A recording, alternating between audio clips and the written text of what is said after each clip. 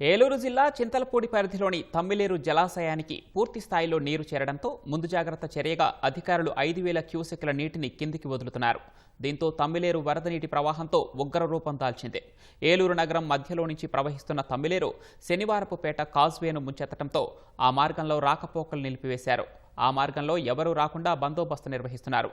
Causeway వద్ద పరిస్థితిని జిల్లా కలెక్టర్, ఎస్పీ పరిశీలించి సిబ్బందికి పలు సూచనలు చేశారు.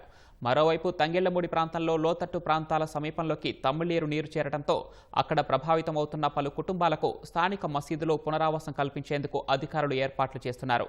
మరో 2 రోజుల వరకు ఈ ప్రవాహం కొనసాగే అవకాశం ఉందని ప్రజలు అప్రమత్తంగా ఉండాలని కలెక్టర్ సూచించారు.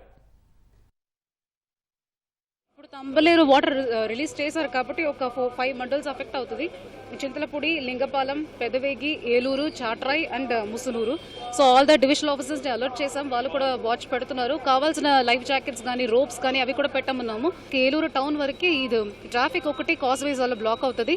సో వాచింగ్ ద సిచ్యువేషన్ ఇంకా 2 days లో ఇది తగ్గిపోవచ్చు. ఇన్ఫ్లోస్ కూడా మనకు తగ్గిపోతున్నాయి.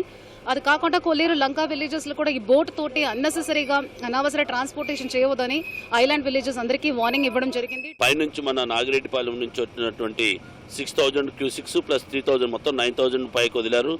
దాన్ని ముందే హెచ్చరికలు జారీ చేయడంతో పాటు నిన్నటి నుంచి మేము ప్రజలను అప్రమత్తం చేయడం జరిగింది. ముఖ్యంగా మనకి టౌన్లో ఉన్నటువంటి లోతట్టు ప్రాంతాల్లో ఉన్న వాళ్ళందరినీ కూడా నోటీసులు ఇచ్చి పైకి తీసుకురావడం జరిగింది. అదేవిధంగా ఇంకా కొంతమంది నుండి వాళ్ళని కూడా ఎవిక్ట్ చేయడం జరుగుతుంది. ఇప్పుడు వినాయక చవితి జరుగుతుంది. వినాయక నిమజ్జనానికి వెళ్ళిన వాళ్ళు స్నానాలు ఆచరించే క్రమంలో ఎట్టి పరిస్థితుల్లో కూడా నదిలోకి దిగటం కానీ, తమిళనాడులోకి దిగటం కానీ పరిస్థితులు వచ్చేయొద్దని కూడా రిక్వెస్ట్ చేస్తున్నాను.